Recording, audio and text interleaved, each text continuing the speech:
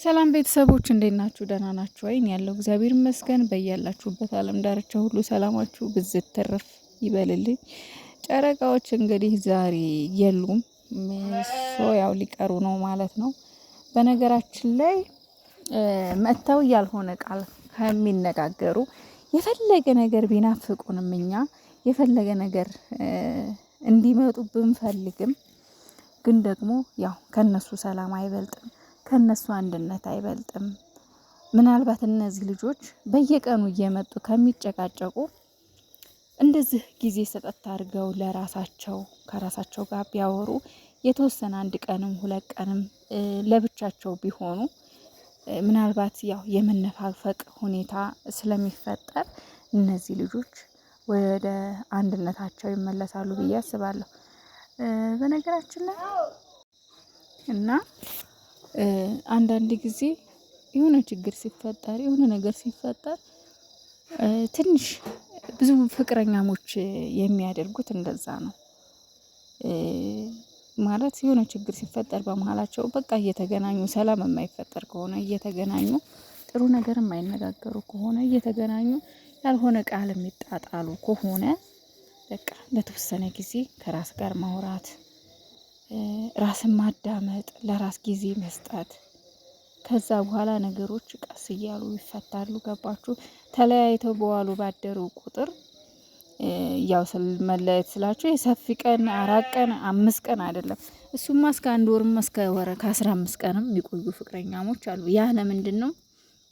በመካከል እውነተኛ ፍቅር ካለ፣ እውነተኛ መውደድ ካለ፣ በመሃላቸው የእውነት መፋቀር ካለ ትልቅ ናፍቆትን ይፈጥራል። እና ናፍቆት ደግሞ ያው ሀይሚ ምን ያክል ለብሩኬ እንደምታስፈልገው፣ ብሩኬ ምን ያክል ለሀይሚ እንደሚያስፈልጋት በዛ ሰዓት ውስጥ ይታያል ማለት ነው። እና እንኳንም ያልመጡ የፈለገ ነገር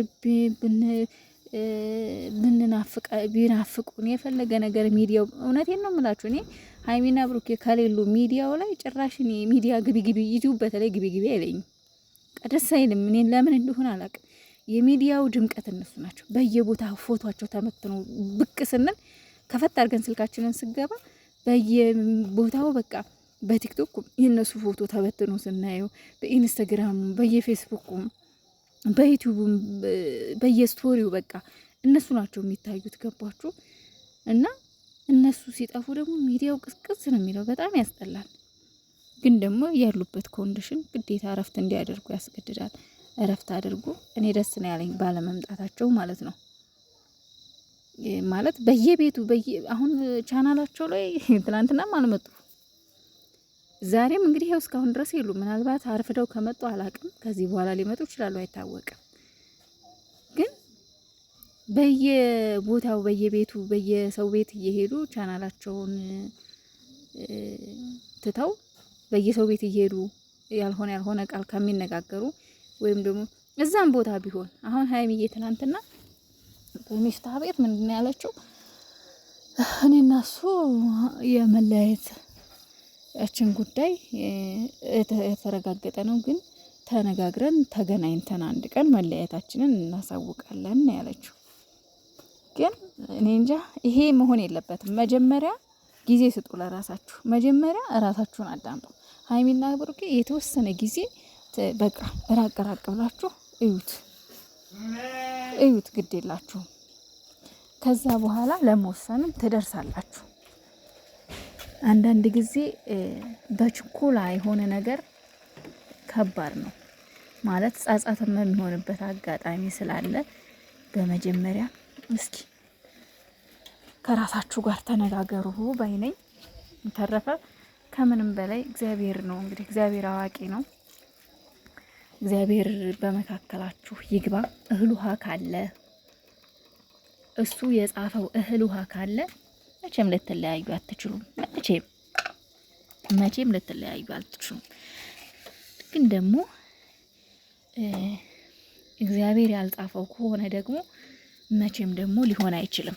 ከምንም በላይ እግዚአብሔር እህል ውሃ ነው ወሳኙ። እግዚአብሔር የጻፈው እህል ውሃ ካለ ማንም ምንም ቢተጋ ማንም ምንም ቢል ማንም ምንም ሊፈጠር አይችልም። እኔ አሁንም በፈጣሪ እምነት አለኝ። ስለትም አለኝ ለቅዱስ ሚካኤል።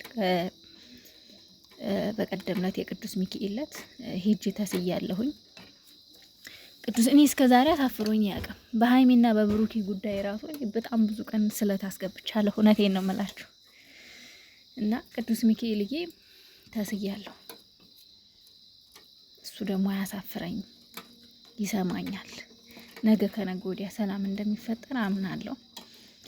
እግዚአብሔር ያላለውም ከሆነ ደግሞ እሷን ባለችበት እሱም ባለበት ሰላም ይሆኑ፣ መልካም ጥሩ ነገር ይግጠማቸው። እንዲሁ እንደወደድናቸው እሱም ባለበት እሷን ባለችበት በቃ ደህና እንዲሆኑ ሰላም እንዲሆኑ ብቻ መመኘት ነው። ምንም ማድረግ አይቻልም። እግዚአብሔር ካልጻፈው፣ እግዚአብሔር ካልፈቀደ ምንም እኛ የምናመጣው ነገር የለም። አትልፎ እህቶቼ፣ ውዶቼ፣ ምንም ልናደርግ አንችልም።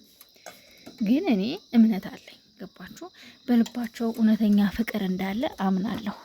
ሀይሚና ብሩኬ በጣም እንደሚዋደዱ ስለማቅ የሚዋደድ ሰውና የሚፋቀር ሰው ደግሞ እኔ እንጃ እንደዚህ በትንሽ ነገር ይለያያሉ ብዬ አላስብም። ምክንያቱም ሀይሚዬ እኛ ፕራንክ ነው ብለን አለፍ ነው ወይም ደግሞ ፕራንክ ነው ብለን እንትን አለን እንጂ ይሄ ምንም ማለት ብሩኬ ባላየው ነገር ሀይሚዬ ብቻ የሆነ ፎቶ አለ የሆነ ከሰው ጋር የሆነ እንዲህ ነገር አለ ብላ የሚለያዩበት ተልካሻ ነገር የለም። ፕራንክ ነው ብለን ነው እንጂ ብሩኬ በምን በማያውቀው ነገር ባላየው ባይኑ ባላየው ነገር እንዲህ ስላለችው ብቻ ዝም ብሎ መለያየት አለ ብዬ አላስብም። ይሄ በጣም እኔ እንጃ የማይሆን ነገር ነው። ይሄ የሚያለያይ ነገር አይደለም። ምክንያቱም ምንም ግልጽ የሆነ ነገር የለም። የተፈነፈነ የተለባበሰ ነገር ነው። ገባችሁና ፈጣሪ ከእናንተ ጋር ይሁን። ሌላ ምንም ምለው ነገር የለም። እኛ አቅም የለንም። ፈጣሪ ካልጻፈው እህሏችሁ እኛ ስላልን ምንም ይሆን ነገር የለም። የፈጣሪ እህል ውሃ ነው የሚወስነው።